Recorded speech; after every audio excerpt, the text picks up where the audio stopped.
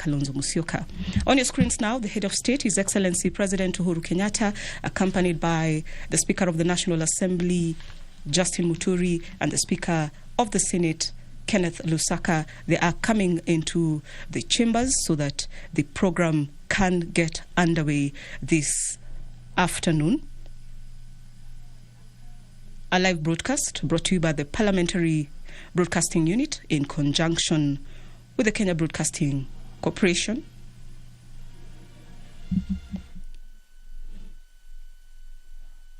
Sehemu wanapoketi.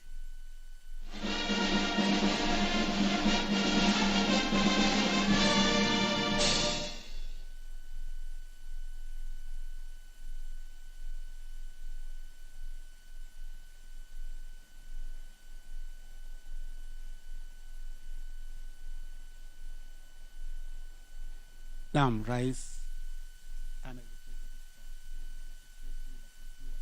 na Spika wa mabunge haya mawili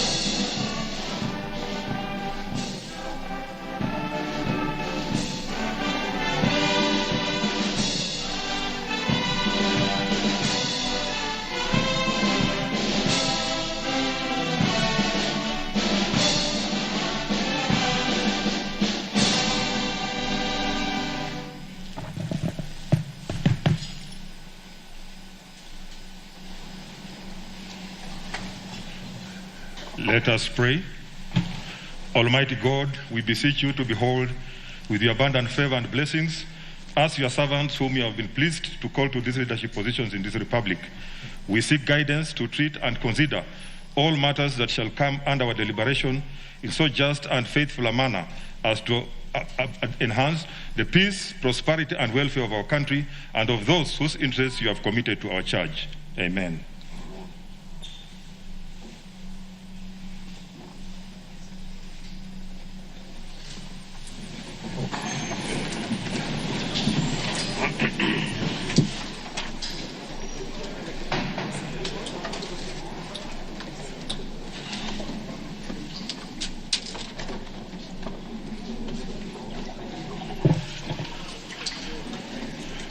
Your Excellency, Honorable Uhuru Kenyatta, President of the Republic of Kenya and Commander-in-Chief of the Kenya Defense Forces, the Right Honorable Speaker of the National Assembly, Honorable Justin Muturi, Honorable Members of Parliament, Article 1321B of the Constitution of Kenya requires the President to address a special sitting of the Parliament of Kenya once every year and at any other time.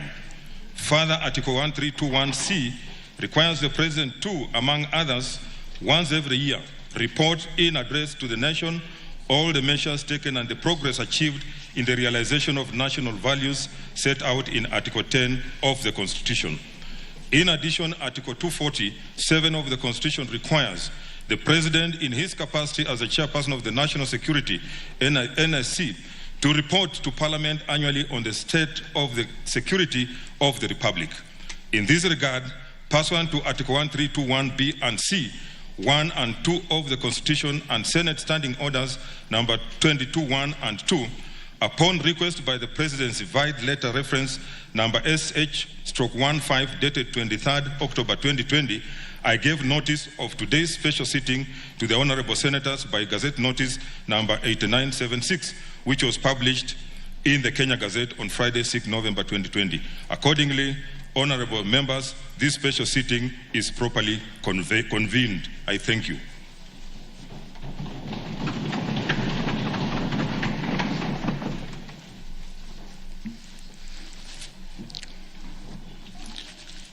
Your Excellency, the Honorable Uhuru Kenyatta, CGH, President of the Republic of Kenya and Commander-in-Chief of Kenya Defense Forces, the Right Honorable Speaker of the Senate, Ken Saka, Honorable Members of Parliament, Article 132, Clause 1, Paragraph B of the Constitution of Kenya requires the President to address a special sitting of Parliament once every year and at any other time.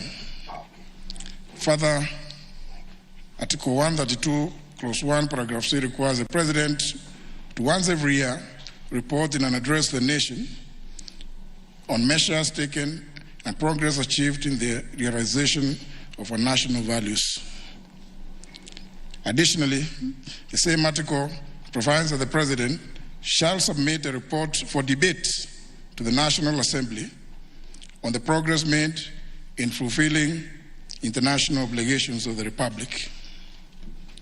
In this regard, and pursuant to the same article, paragraphs B, C, Romans 1, 2, and 3 of the Constitution, and the provisions of Standing Order number 22 of the National Assembly Standing Orders, by Gazette Notice number 8975, which was published in the Kenya Gazette on 6th of November 2020, I gave notice of this special sitting to the members of the National Assembly. Accordingly, honourable members, this special sitting is properly convened.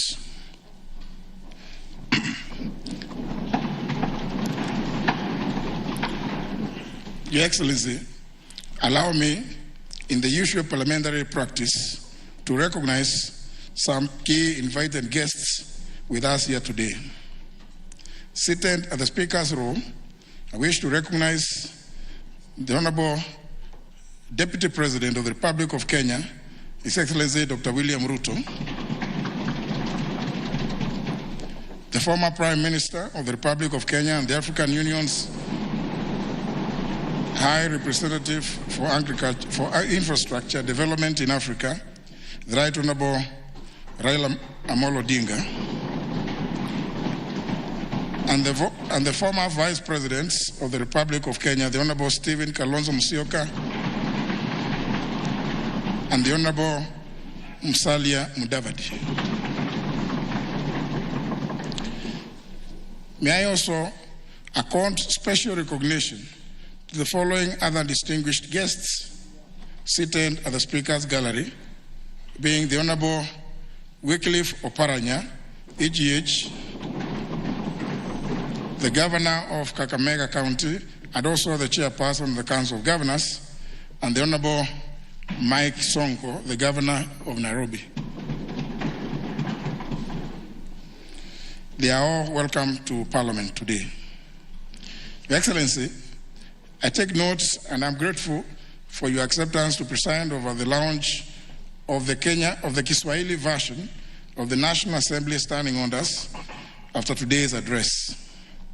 This is going to be the second major milestone towards the use of Kiswahili in parliamentary proceedings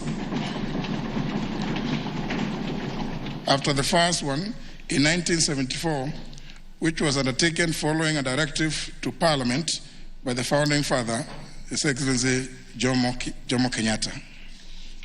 Towards this end, I'm grateful that our public universities partnered with us in making the translation of the English version of our standing orders into Kiswahili.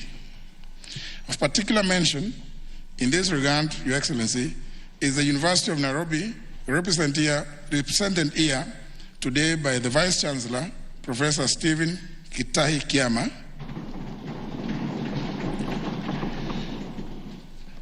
and Kenyatta University, represented by the Vice Chancellor, Professor Paul Wainaina, and Moi University, represented today by the Vice Chancellor, Professor Isaac Kosgei. I acknowledge their presence. Your Excellency, accompanying the Vice Chancellors are the following Kiswahili experts who deserve special mention because they worked directly with the National Assembly team to make possible the translation of our standing orders to Kiswahili. They are Professor Mwangi Irihe, Professor Kitula Kingei, Professor Sierra Momanyi, Dr. Robert Oduori, Dr. Miriam Osore, Dr. James Michira, Mr. Vincent Magugu, and Mr. Nuhu Bakari. I salute them all. In the same breath, Your Excellency, I also wish to thank members of staff who painstakingly worked with the experts to deliver the Kiswahili standing orders. A special mention goes to the Clerk of the National Assembly, Mr. Michael Sialai, and Mrs. Samuel Njoroge and Kipkemboi Arab Kirui, the Director and Deputy Director of the Directorate of Legislative and Procedural Services, respectively. Honored members, invited guests, ladies and gentlemen, it is now my singular honor and privilege to invite His Excellency the President of the Republic of Kenya and Commander-in-Chief of the Kenya Defense Forces to address this special sitting of Parliament. I thank you. Your Excellency.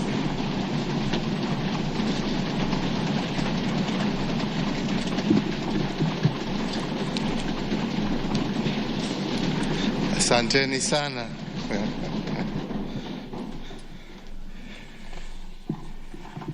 The speakers, or the Speaker of the National Assembly, the Speaker of the Senate,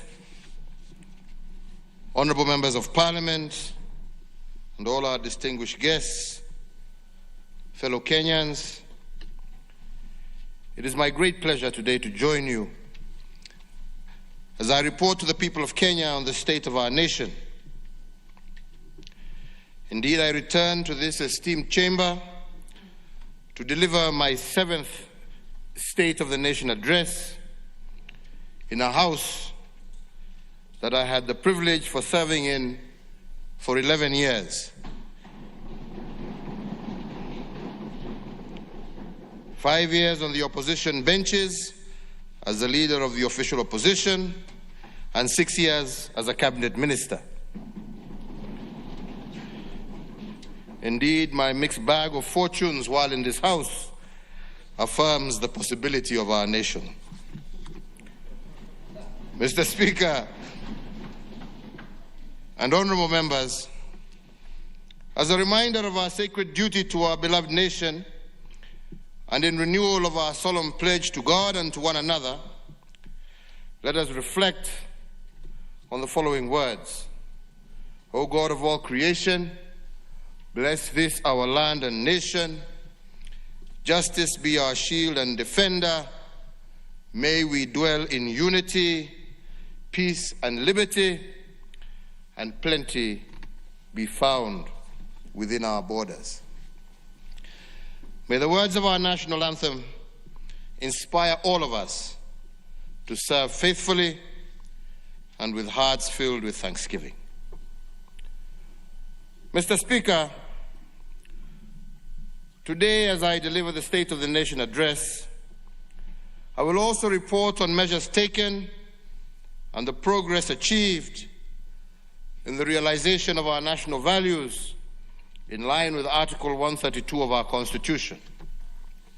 And finally, I will submit to the National Assembly a report on the progress made in fulfilling the international obligations of our Republic, as well as a report on the state of our national security.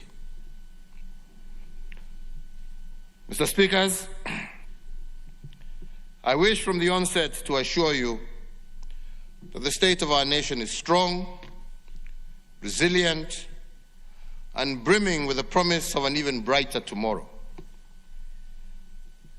I deliver this State of the Nation address in the midst of extraordinary global, economic, social, and health disruptions which have not spared us. These disruptions necessitated the rescheduling of this address for about 6 months.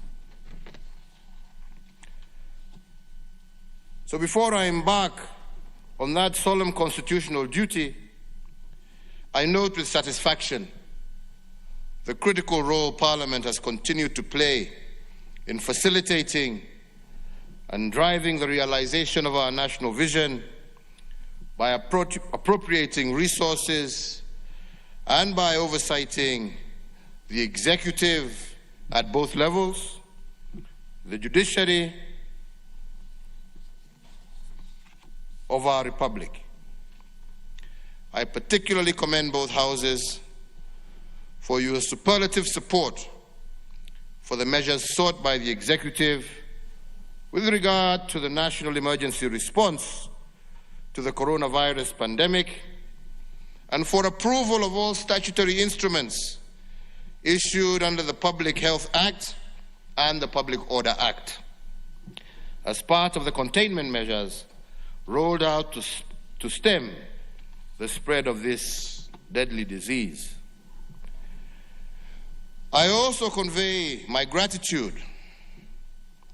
to the National Assembly for the expeditious consideration of my nominees to various state offices, including ambassadors, high commissioners, and permanent representatives to Kenya's missions abroad. And I note with appreciation that our latest state nominee, being our nation's inaugural data commissioner, was also duly considered by the House. Asanteni sana. Mr. Speaker, sir, I am pleased to confirm to this House that the rollout of the unique personal identification number, Huduma number, with all its attendant benefits, is now fully on course. We are desirous of accelerating the implementation of our national transformative agenda. In this regard, I urge Parliament to prioritize the consideration of various seminal bills that are pending before the legislature, such as the National Aviation Management Bill, which once enacted will anchor the turnaround of the pride of Africa, our national carrier, Kenya Airways. Also before the House is the Statute Law Miscellaneous Amendments Bill, the Business Amendment Bill number 2 of 2020, and the proposed legislation on the administration of referenda and on enhancing governance and on deepening our anti-corruption efforts. Honorable members, as we ushered the third decade of the 21st century, we as a country were invaded by locusts threatening to disseminate our food baskets and the livelihood of millions of our farmers. In the far east part of the globe, a new disease, COVID-19, was emerging, devastating millions of people. The World Health Organization declared the COVID-19 outbreak a public health emergency of international concern on the 30th of January 2020, and further went on to declare it a pandemic on the 11th of March 2020. The COVID-19 pandemic has led to an unprecedented loss of life, global economic slowdown, the postponement of major cultural, religious, political, and sporting events, including the 2020 Olympic Games.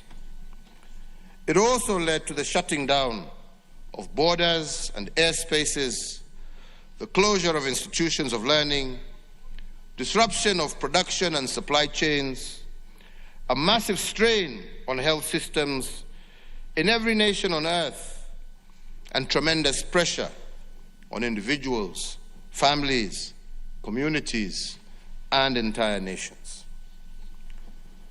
On the 28th of February 2020, through Executive Order Number 2 of 2020, I established a framework to upscale and coordinate Kenya's preparedness and response to the coronavirus threat.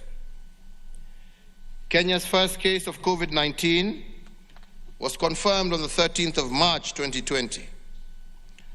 In the days and weeks that followed, my government put in place a series of public health measures to stem the spread of COVID-19.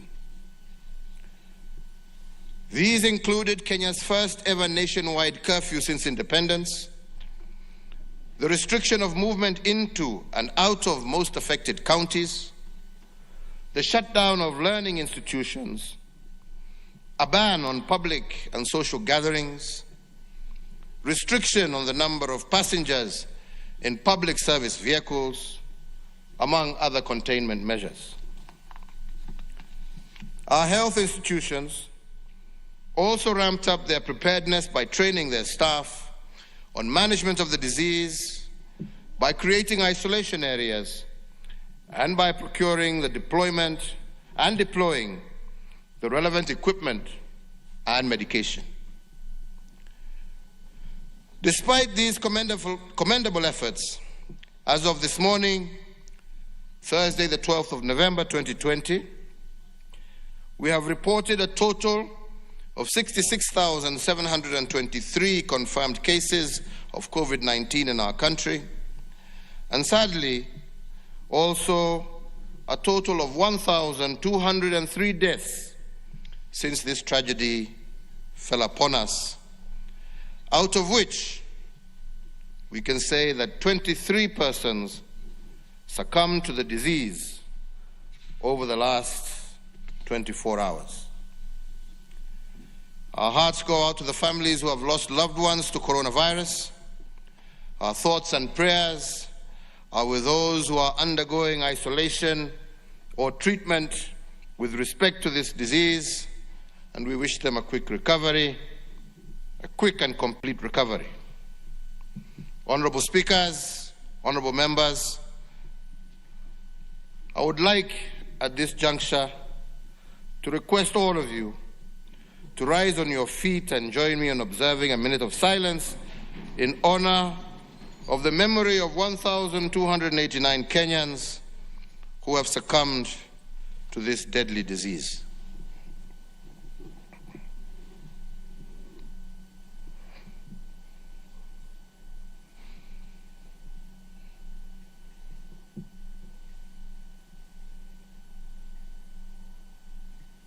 I thank you. Honorable speakers, it is my plea to this House and to all Kenyans that we must not succumb to COVID fatigue. We must not backtrack from our vigilant fight against this pandemic. And on our part, as leaders, our stamina for discipline must not diminish. If the people fall short of giving their best at this time, we, the leaders, have no option but to give our all. As I said recently, we must know the way, go the way, but also show the way. Mr. Speaker, we also once again honor and commend all our frontline health workers across the country, and we shall forever be grateful for their service under tremendous strain and challenging conditions. We also recognize and honor all other first responders, frontline staff, and essential workers who have selflessly gone above and beyond the call of duty and ensured that the Kenya flame continued to burn bright. The COVID-19 pandemic began against the backdrop of a steady economic growth rate of 5.4% in 2019. Our focus in implementing the Kenya Vision 2030 and its medium-term plan, dubbed the Big Four Agenda, has been bearing fruit.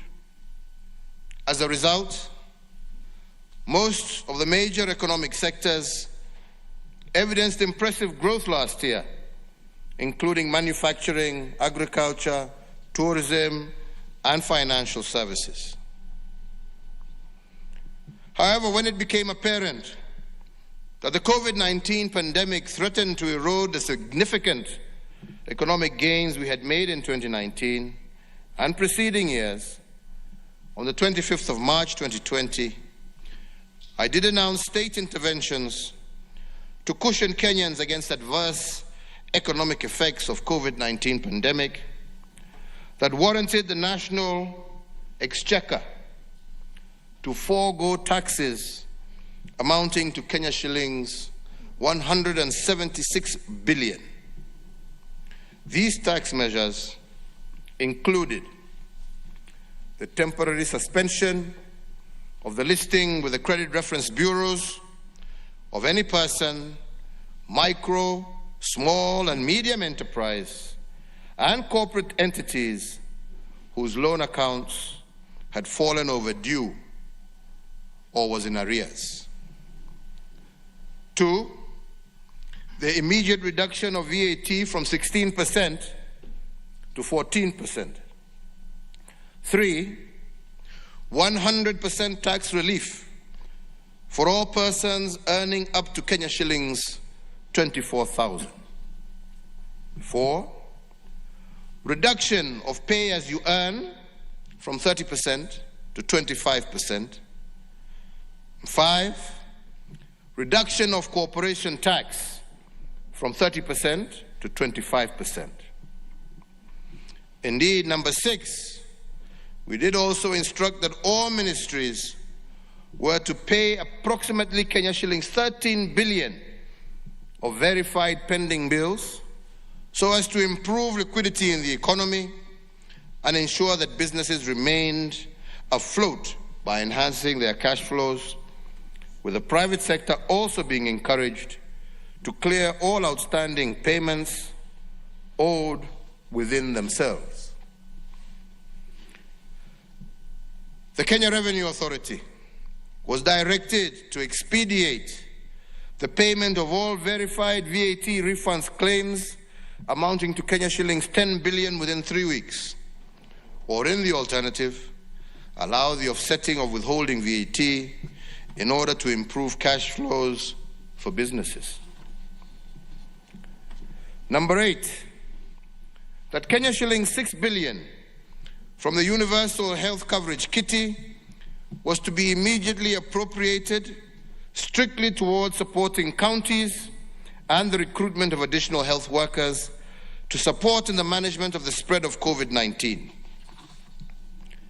And number 9, the lowering of the central bank rate from 8.25% to 7.25% so as to prompt commercial banks to lower interest rates applicable to their borrowers and thereby availing much needed affordable credit to micro, small and medium enterprises across the country. Number 10, the lowering of the cash reserve ratio from 5.25% to 4.25% so as to provide additional liquidity of Kenya shillings 35 billion to commercial banks in order to directly support borrowers that were distressed as a result of the economic effects of the COVID-19 pandemic. And number 11, that the Central Bank of Kenya was to provide flexibility to banks with regard to the requirements applicable to loan classification and provision of loans that were performing as of the 2nd of March 2020. In addition, my administration, with the support of Parliament, further initiated an 8-point economic stimulus program amounting to some 56.6 billion Kenya shillings. The major objective of the program was to return the economy to the growth trajectory it was on pre-corona by increasing demand for local goods and services, cushioning vulnerable Kenyans, securing household food security for the poor, and creating employment and incomes. More importantly, the program sought to enhance liquidity in support of the business sector, particularly micro and small enterprises. Accordingly, we set aside a further Kenya shillings 5 billion for the operationalization of the credit guarantee scheme. The recovery program also targets to revamp a broad spectrum of economic sectors by hiring 5,000 health workers and 11,000 interns, even as it supports our teachers as they continue to enhance the delivery of knowledge to our children.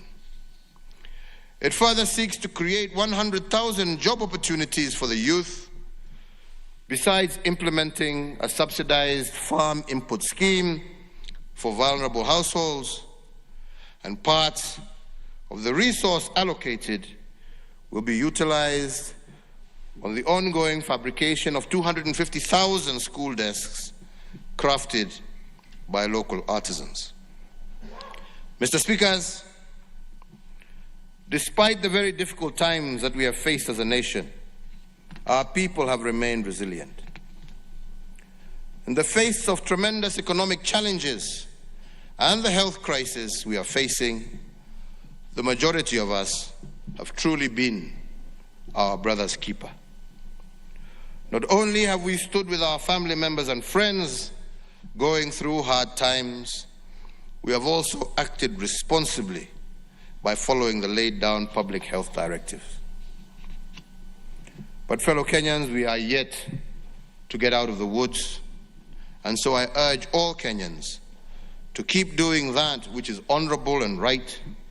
As a nation, we will overcome and thereafter soar to even greater heights. Mr. Speaker, the COVID-19 pandemic has brought to the fore the urgent need for us to upscale our implementation of the universal health coverage pillar of our Big Four, which pillar seeks to eradicate the poverty of dignity and transition our nation into an era where no Kenyan should be forced to sell their land in order to settle their medical bills, or be forced to make a choice between buying much-needed medicine and using money to feed their children. An impossible choice. Last year, I informed Parliament that the national government, in partnership with the county governments, was piloting the universal healthcare program in the counties of Nyeri, Machakos, Kisumu, and Isiolo, in preparation for a rollout nationwide. I am pleased today to report that the pilot program for universal healthcare was successfully implemented, and out of it, we have isolated critical learning points, enhancements to my administration's health policy priorities going forward. As we inch closer to the national rollout of the universal health coverage, I also, a fortnight ago in Mombasa, launched the biometric registration for the universal health coverage scheme. Similarly, my administration is instituting far-reaching reforms of NHIF as it perfects the medical insurance scheme. Honourable Members of Parliament, it is notable too that there has been a phenomenal increase in mental illness across the country and indeed around the world, which has caused serious national distress and anguish in our families. As a government that cares, I have established an office in the Ministry of Health with the full responsibility of spearheading our national response to this latest disruption to our social order and our nation's wellness. To institutionalize this initiative, I have issued an executive order establishing an ultra-modern national mental health hospital and also elevated Mathare National Teaching Referral Hospital as a semi-autonomous specialized hospital, and I shall be looking to this House to support in the funding of this facility. The East Africa's premier mental health facility will be established to offer training, research in psychiatry, specialized psychiatric services, forensic psychiatric services, child and adolescent mental services, and substance abuse-related and addictive disorders treatment and rehabilitation services. Challenges to our public health notwithstanding, I am confident that in partnership with the county governments, we are on course to realize the aspirations that we have of universal health coverage for all. Honourable members, a nation's future is its children. As custodians of and trustees for future generations, it is our duty to protect, nurture, and mold our young children into responsible citizens. Our children embody the only true guarantee of continuity of this project that we call Kenya. To this end, my administration continues to institute far-reaching reforms within our education sector. And in January last year, we successfully completed the rollout of the competency-based curriculum, an exercise which, while notwithstanding its challenges, is one that has nevertheless been fully embraced by all stakeholders in the education sector. As at the end of 2019 calendar year, we had been able to achieve a textbook-to-pupil ratio of 1:1 for grades 1 to 3. I assure this distinguished sitting that the journey to replace the 844 system with a new fit-for-purpose curricula is well underway, and refinements are being undertaken in the course of implementation. Honourable members, as a parent and also as a grandparent, I share in the pain and frustration of most parents in having our children home for nearly an entire year. However, as a responsible government, we put the health and safety of the children as the paramount consideration. The gradual and phased reopening of schools that began with the examination classes is being carefully monitored at all levels so as to ensure that our young Kenyans are safe and secure as they continue preparing for their national examinations. The Ministry of Education will, within 14 days of the date hereof, announce the 2021 academic calendar, with all other classes expected to resume learning in January of 2021. Still on the subject of our basic education, I made a commitment to the nation during my last State of the Nation address that no child should be left behind, meaning that no child be denied their right to access education. I am pleased to report to this House that for the second year we have been able to achieve a transition rate of 100% from primary to secondary schools. And even as we prepare to reopen schools, I once again reiterate that no child will be left behind, even those who unfortunately have transitioned into being young parents. Honorable Speaker, we must say that in the face of these undoubtedly impressive gains, we must guard against resting on our laurels. The next frontier in the quest to providing education for all is to improve our education in Kenya by enhancing quality of education, both in terms of physical structure as well as content. It is evident that our public day and boarding secondary school infrastructure is overstretched. As a result, our students are suffering congestion in both classes and dormitories. These challenges, however real, must not stop us from pursuing what we know to be the right thing for our children. Rather, they should act as motivation for us to work even harder.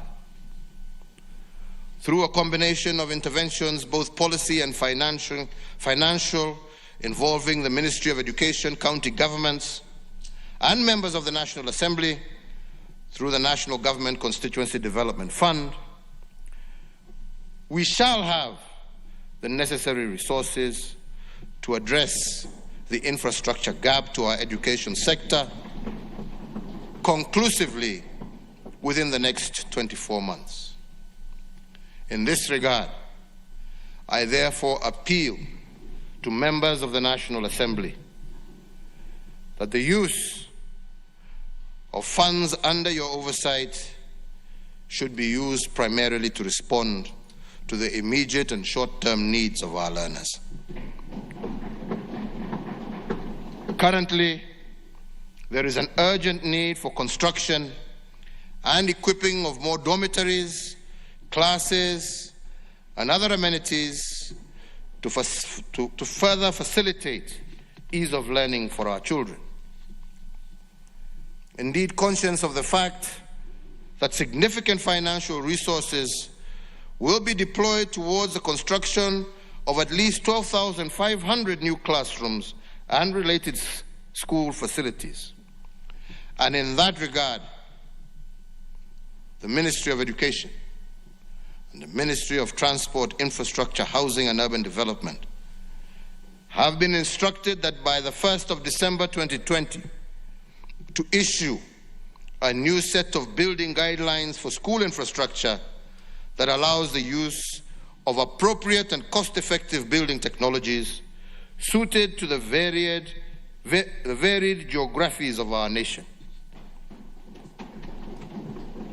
The intervention of these guidelines will achieve transparent and standardized bills of quantity that will guarantee value for taxpayer money. For every shilling that we put into school infrastructure, we must seek to obtain more classes built to acceptable standards.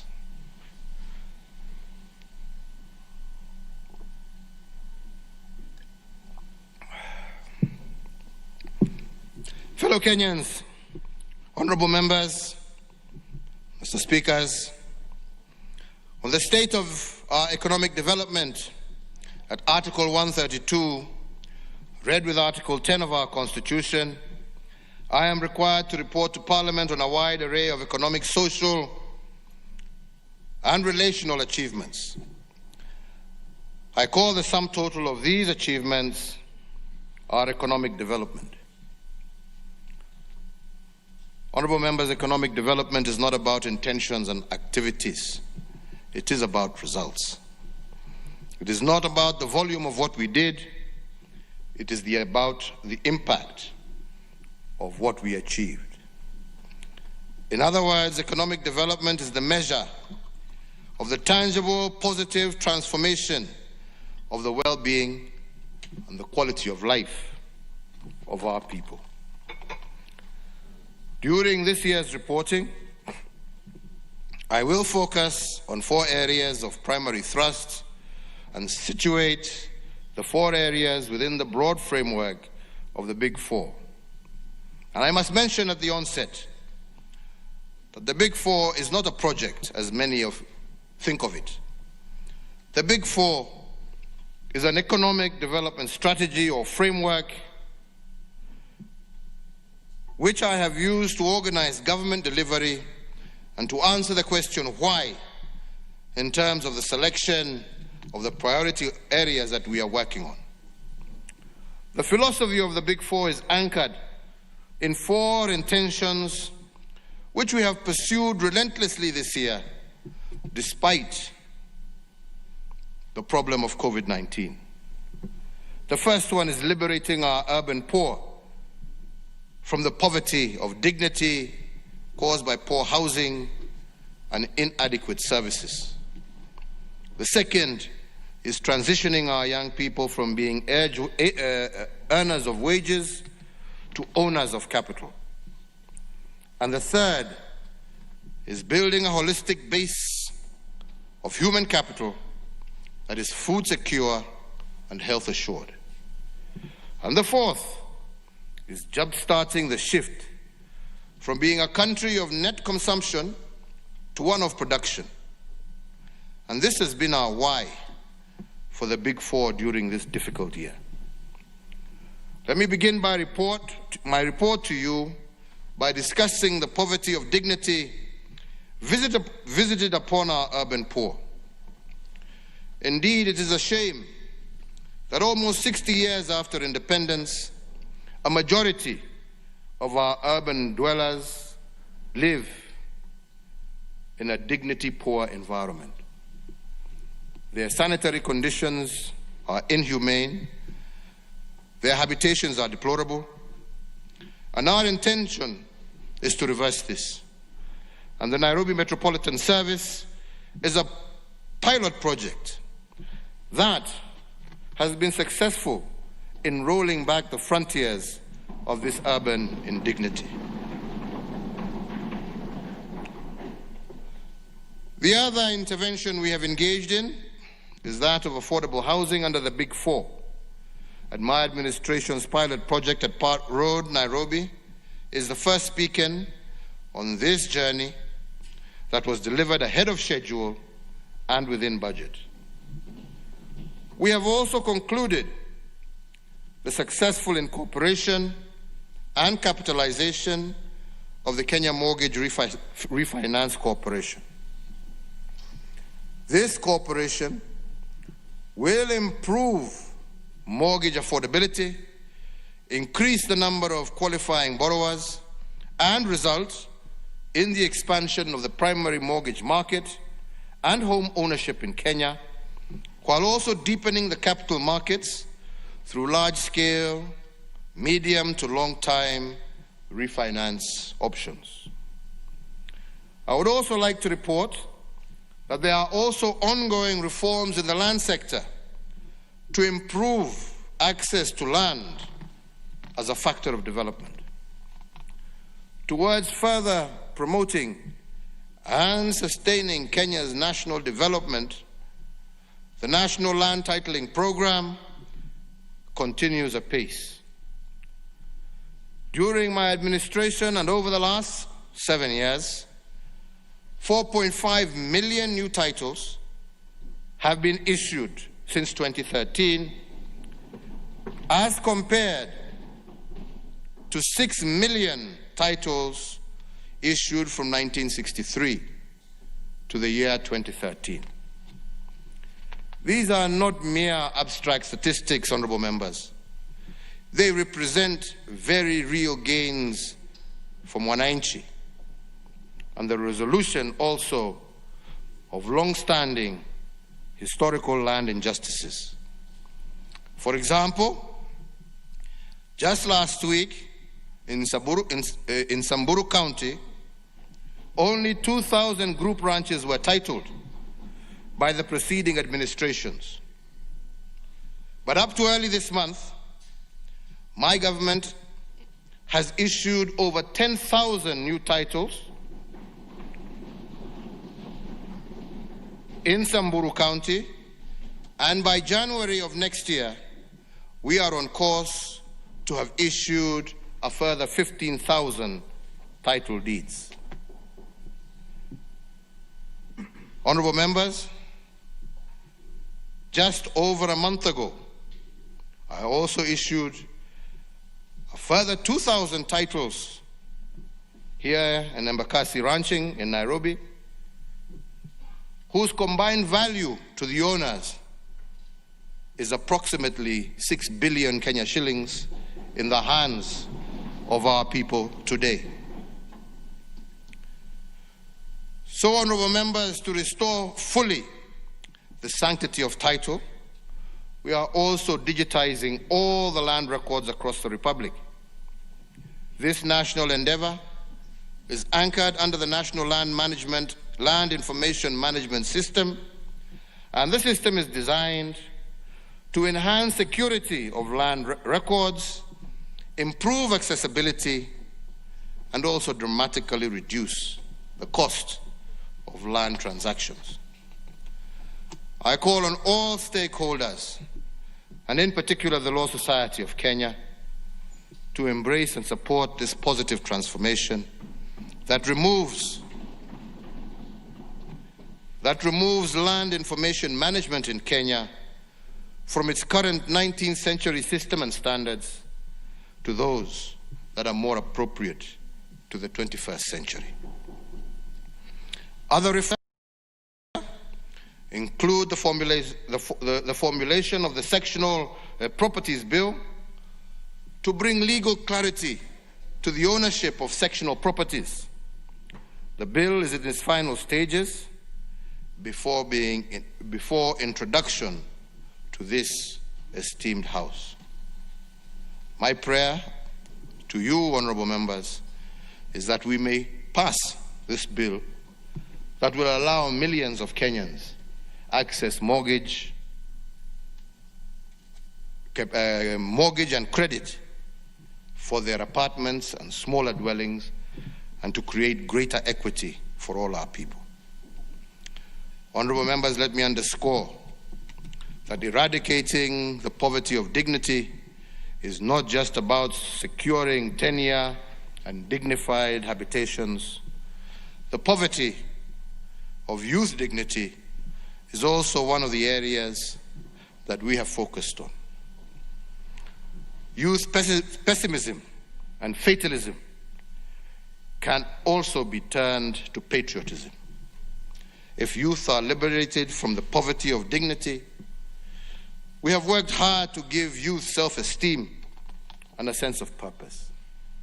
And we have done this because dignity comes from self-reliance and a sense of contributing to society.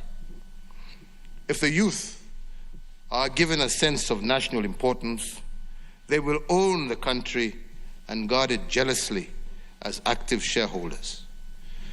Initiatives such as contracting youth artisans as suppliers to the Big Four projects is a visible example of this approach. The second intention under the Big Four during this report period has been about young people. My government's objective has been to shift our young people from being earners of wage to owners of capital. We have modeled this through engaging them in collective action. As we seek to grow our industries and create jobs in the manufacturing sector, we must of necessity have the manpower with requisite skills to match the needs of industry. Majority of the skills required are with respect to blue-collar jobs.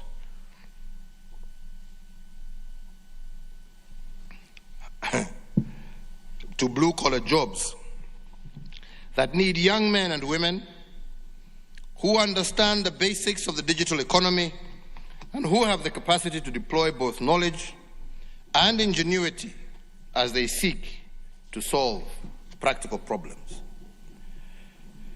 It has taken considerable effort on the part of my administration to educate both parents and young people that there is a viable education pathway for Form 4 leavers who do not achieve the necessary grades to pursue university programs.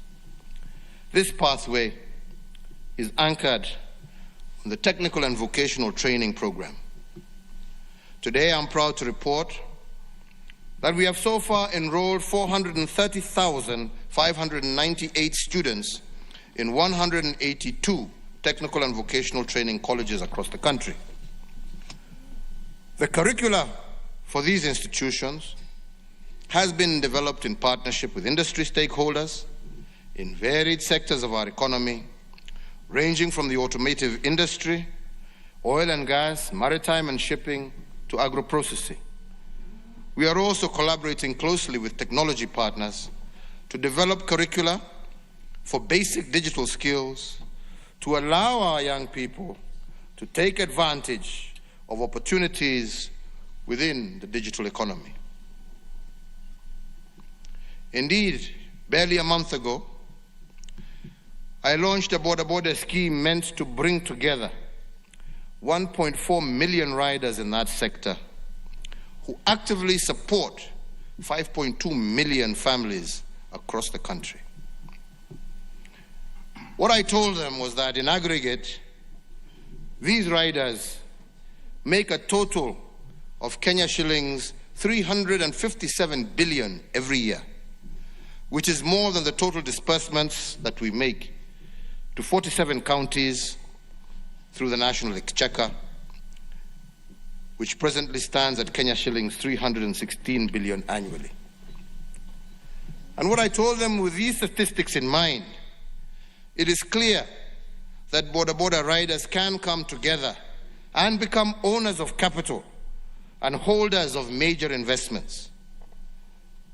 We are encouraging them to engage in saving schemes and to work together in order to create a capital base that will enable them to own petrol stations, border assembly factories, and other investments that can transform their lives.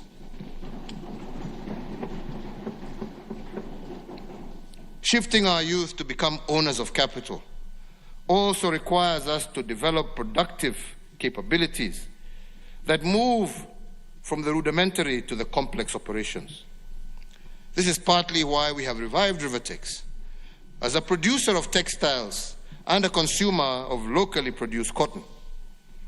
This is in line with the agricultural transformation strategy that obliges the growth of new strains of biotechnical cotton as a key area of opportunity for Kenyan farmers. The manufacturing pillar of the Big Four also aims to provide training ground for our young people to acquire skills and to replicate these in light industries. The third intention under the Big Four during this reporting period has been to develop a holistic human capital base. Our intention here has been to expand our health infrastructure and to guarantee that the individual is free from want and free from fear. Similarly, and in support of the holistic individual, I would like to report that measures aimed at achieving food security are already in place The implementation, for example, of the agricultural sector transformation and growth strategy is well underway, and we have also successfully reformed the agricultural input subsidy program.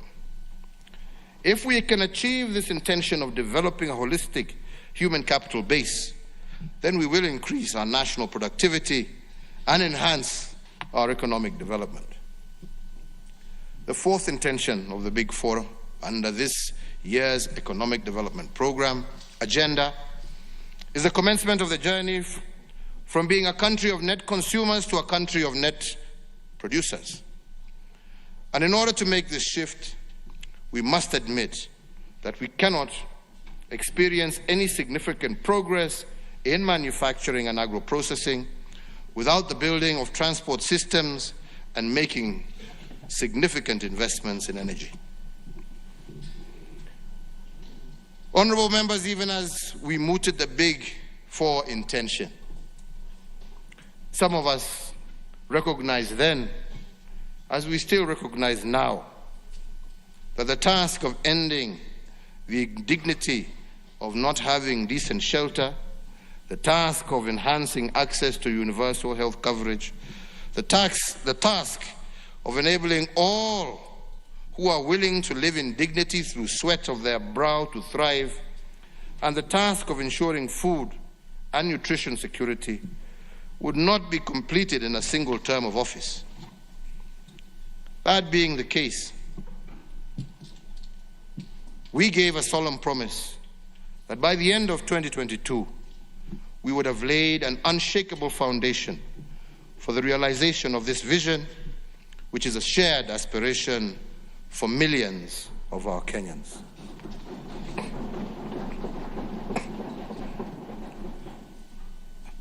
As an enabler to the Big Four agenda, my government will continue to roll out seminal programs in response to the needs of businesses, both large and small.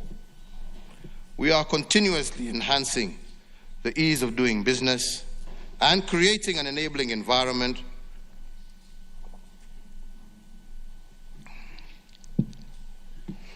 for all our enterprises to thrive.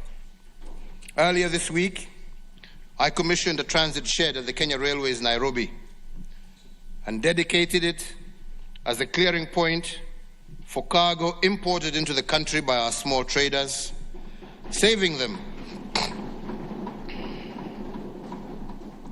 the agony and inconvenience of delayed clearing of their trade wares, as well as saving them considerable financial cost.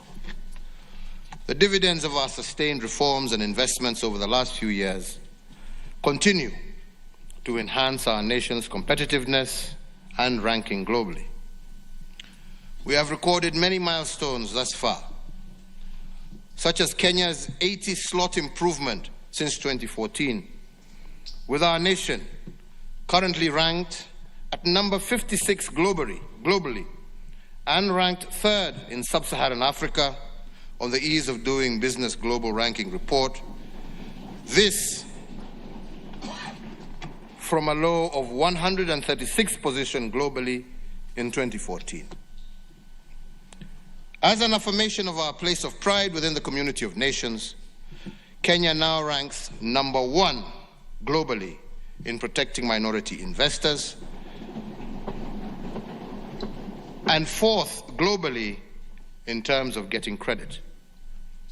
The number of companies registered daily has increased by 500% from 30 in 2014 to 200 in 2020, and a daily average of 300 during the COVID-19 period.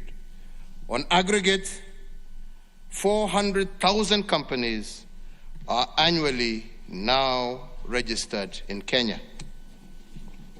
My government, watu wanafanya biashara tu huko, hata nyinyi.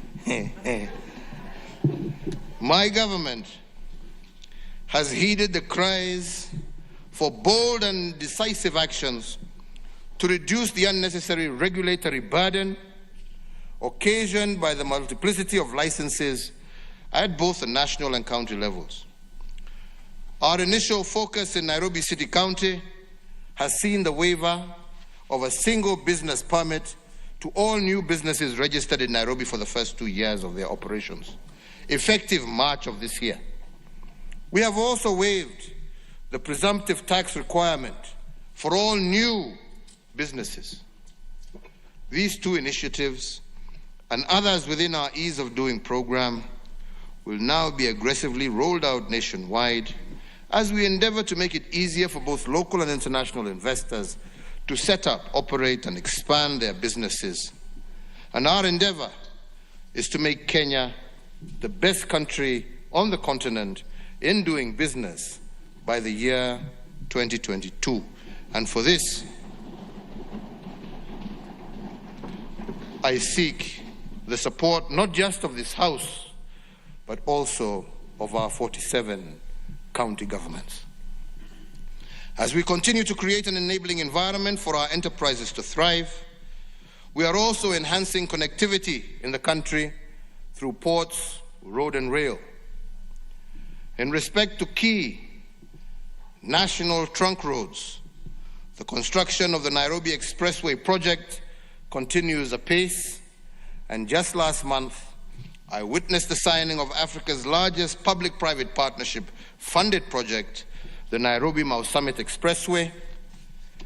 These are milestones which will have significant impact on the economy by decongesting Nairobi's gateways on the part of the expressway project and by opening up the economies of increasing connectivity in Western, Rift Valley, and Central Kenya on the part of the Nairobi-Mau Summit project. Honorable members, with regards ports and bridges, the Lamu Port Berth 1 is now complete, and the focus has shifted to bringing it into full operation for transshipment cargo. My administration is also now in the final stages of installing the Likoni Floating Bridge, an 824-meter long bridge costing 1.9 billion that will be the first automated floating bridge in Kenya. The Likoni Floating Bridge will help to decongest ferry transport at the Likoni Channel in the context of the COVID-19 safety concerns and beyond by providing a safe pedestrian connectivity from Liwatoni on the Mombasa Island to Ras Bofu on the Likoni mainline side. Further, the Kisumu Port rehabilitation works are ongoing, and the new port is now, as we speak, already processing fuel products to Uganda.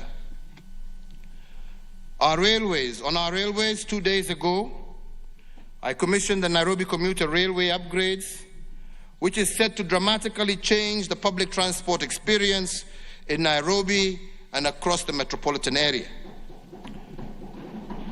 Additionally, we are undertaking rehabilitation of the meter gauge railway line along various routes. The Nairobi to Nyanyuki route is now back in service after decades of dormancy, with the Naivasha to Kisumu and Naivasha to Malaba route currently ongoing, an overhaul under a multi-agency team coordinated by the Kenya Defence Forces. With regard to the energy sector, the last mile connectivity program crossed the 7.2 million household connections mark that the country is proceeding well towards our aspiration of 100% universal electricity access by 2022. We have also completed a national geospatial mapping exercise that has allowed us to catalog the wealth of our natural resources. It will also enable us to improve the management and use of land, the essential but finite resource that we share as a nation. To protect all these undertakings, honorable members, I am required to to submit a report on the state of our national security pursuant to Article 240 of our Constitution. Honourable members, the state of our national security is strong. Our homeland is secure from the varied threats against it. For this, and on behalf of all Kenyans, and as the Commander-in-Chief, I give thanks and praise to the brave men and women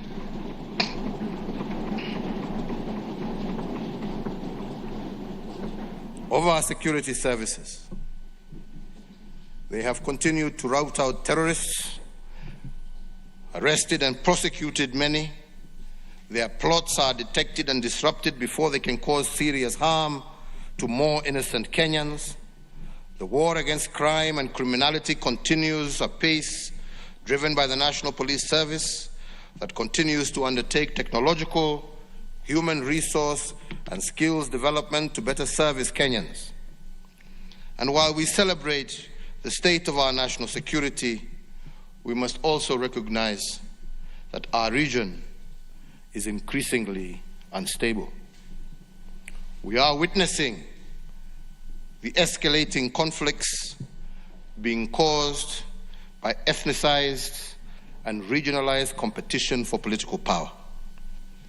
As has always been the case, we, as a country, are working hard to support peace and reconciliation processes where they are needed the most.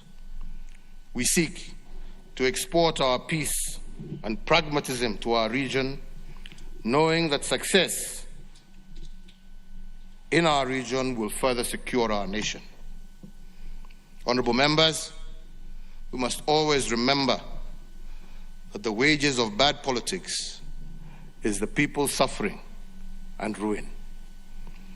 Many neighboring countries today need a handshake. They need a politics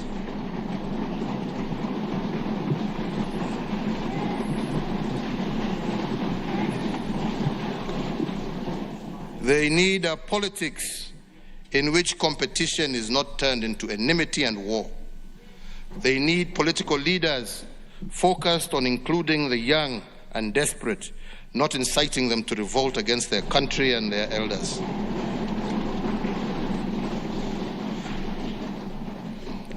We have learned as Kenyans that elections alone cannot bring peace and unity to a divided people. For that, leaders must reach out to each other and build bridges over turbulent waters to allow the people to cross into safety and prosperity. Our state of national security will remain strong as long as we practice inclusive and sober politics. I ask the members of this House, all leaders, and all Kenyans to deeply ponder their role in promoting the politics that assures our security, deters our enemies, and is focused on serving the people. My administration is also implementing the following reforms in the security sector: the expansion of the National Police Service Control and Command Center for Surveillance and Communication, the successful launch of the Digital Occurrence Book Pilot Project, and in addition, I recently and very proudly unveiled the National Security Innovations exhibition at the Kenya Wildlife Service Law Enforcement Academy in Manyani in Taita Taveta County. This was a youth-driven, innovative project aimed at leveraging on technologies to address problems facing citizens, from cybersecurity, crime, revenue collection, gateways, social media communication, to geospatial mapping and resource consolidation, and even the manufacture of small arms. My government recognizes the important role played by ICT and innovation in overall national development. Information communication technology has greatly improved access to government services and enabled Kenyan youth access job opportunities outside Kenya.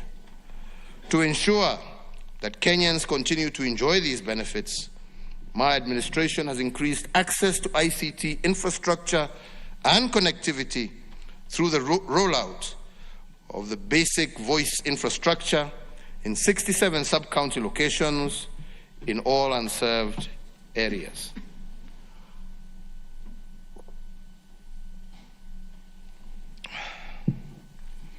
To improve access to information and e-government services, my administration has also established 135 constituency innovation hubs across the country.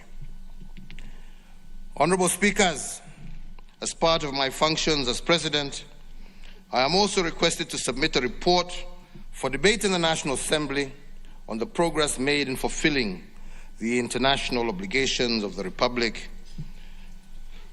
At the end of this address, I will indeed submit this report to this House.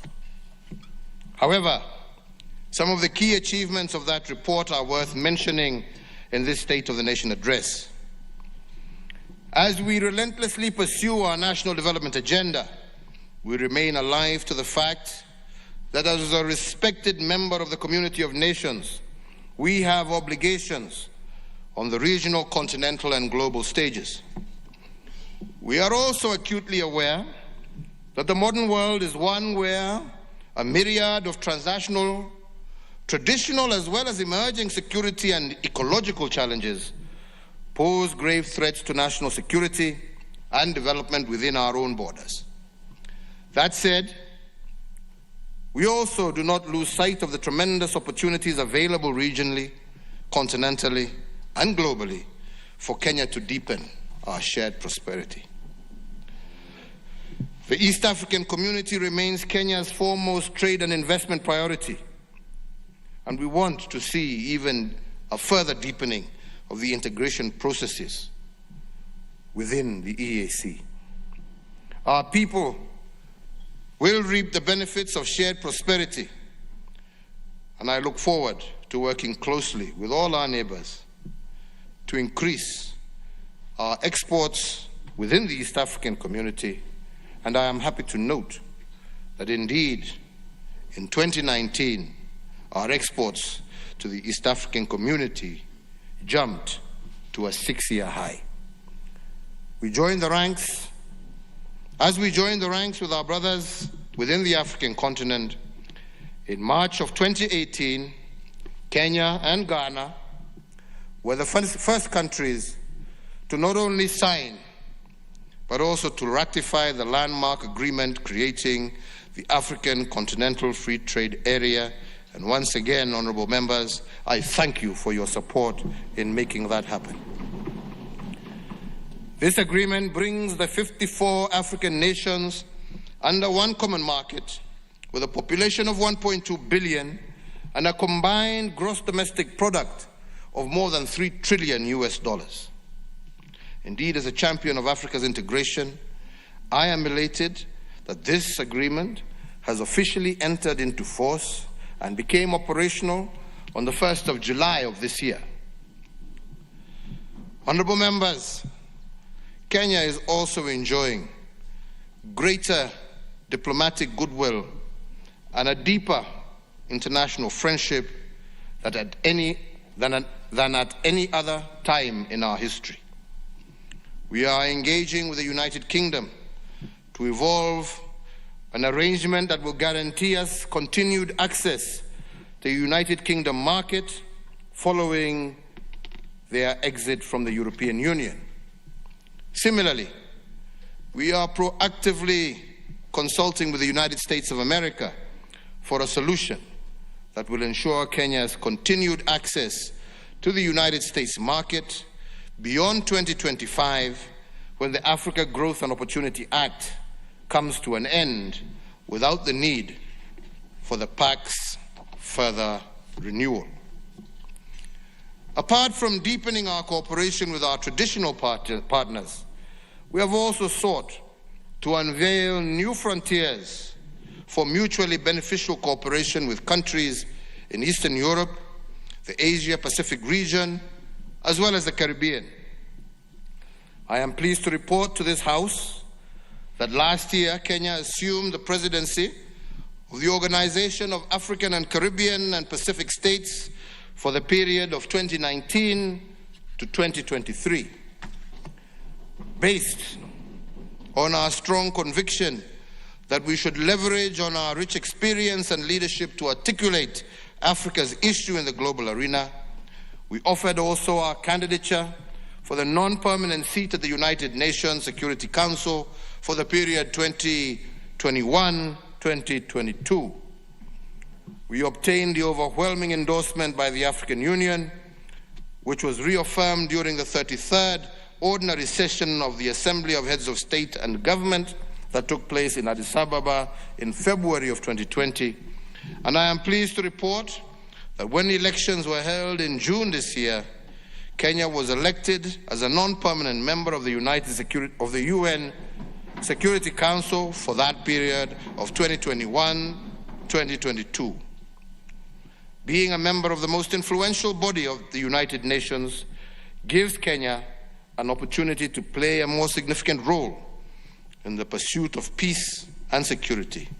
And I wish to thank the African Union for its support, as well as the many friendly nations across the world who voted for us, for this is indeed a big win for Kenya and Africa. Honorable members, I will conclude my remarks today by touching on the deliberate steps that we have taken to place Kenya on a path to a greater national unity, inclusivity, peace, and reconciliation. In March of 2018, the former Prime Minister, the Right Honorable Raila Amolo Odinga, and I launched the Building Bridges to a New Kenyan Nation initiative.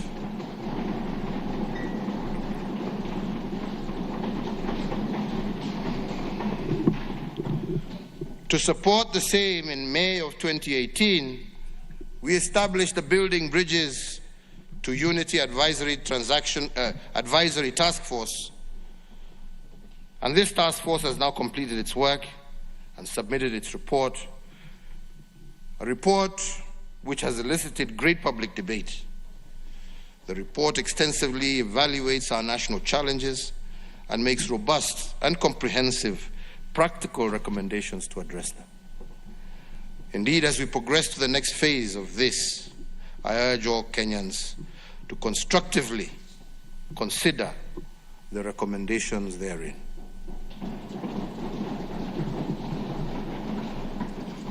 More importantly, let us continue to address ourselves to these issues with a view to effecting far-reaching changes that will address the perennial challenges that we have faced as a nation. The challenges of negative ethnicity, inclusion, equitable development, and indeed our fight against corruption. Honorable speakers, honorable members, fellow Kenyans, like Moses in the Bible, who sat at the top of Mount Nebo and saw the future that the people of Israel were about to cross into the promised land, I too have seen our future. This is what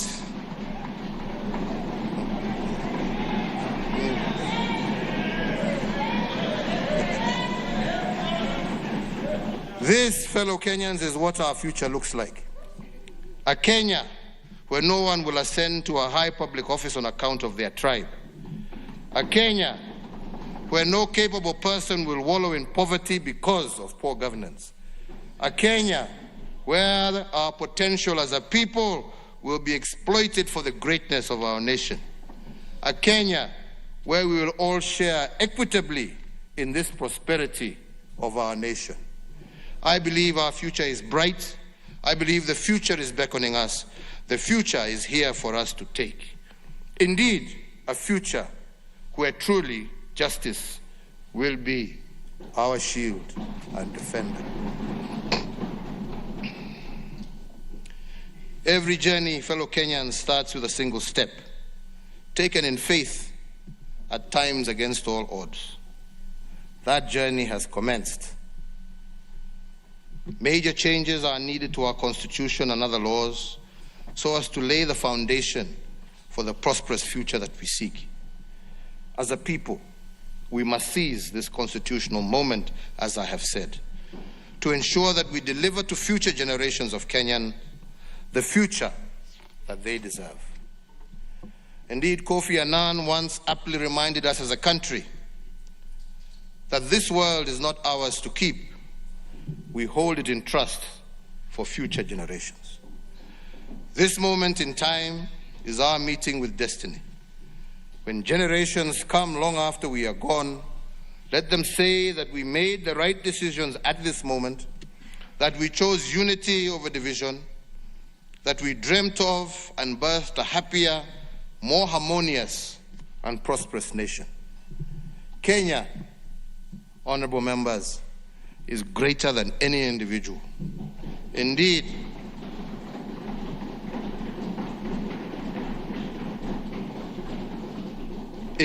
Kenya is greater than the sum of its citizens. We, honorable members, are a beacon of hope, an icon of peace and stability in a very volatile region. And we must be a role model for progressive African social democracy. These qualities are not inherent. We must continuously water them from the well of our national commitment to a better, brighter, and more inclusive Kenya for all.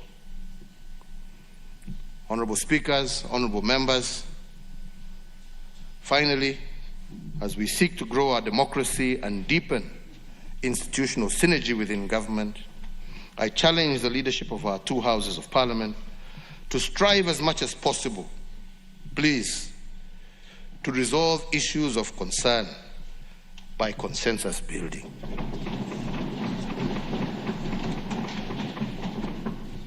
As worldwide experience shows, there is always some level of jostling to be expected between the two chambers of our national legislatures, and that happens everywhere around the world.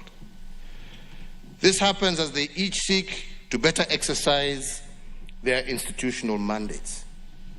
However, honorable members, these issues should only escalate to external dispute resolution processes as a last resort. Doing otherwise hurriedly compromises the legislative authority of the House. On our part, as the executive, we will always be at hand to aid in that consensus building and to foster internally mediated outcomes within Parliament. So, honorable members, finally let me conclude by reiterating this. The state of our nation is strong, the state of our nation is steady and resilient. Similarly, the state of our economic development is and remains on course despite unexpected disruptions to our economy and way of life, chiefly from COVID-19. With regard to our national response to COVID-19, Kenyans must remain vigilant, and by so doing, we are capable of defeating this invisible enemy. And now, honorable speakers, it is my pleasure to submit to Parliament the following three reports as required by the Constitution. 1, the report on all the measures taken and progress achieved in the realization of our national values. 2, report on progress made in fulfilling the international obligations of the Republic. And 3, the report on the state of security. Further, and in recognition of the centrality of transparency, accountability, and good governance as the anchors of sustainable development, and while also conscious of the pivotal role played by micro, small and medium enterprises in driving growth and creating opportunities, I do have the pleasure of submitting, alongside the constitutionally required reports, the following other reports. 1, the report on ease of doing business, milestones 2017 to 2020. And 2, the annual report of the Office of Director of Public Prosecutions for the financial years 2017-18, 2018-19, 2019-20. Kwa hayo machache na mengi, Mungu awabariki na Mungu ailinde taifa letu la Kenya. Asanteni sana. Thank you very much.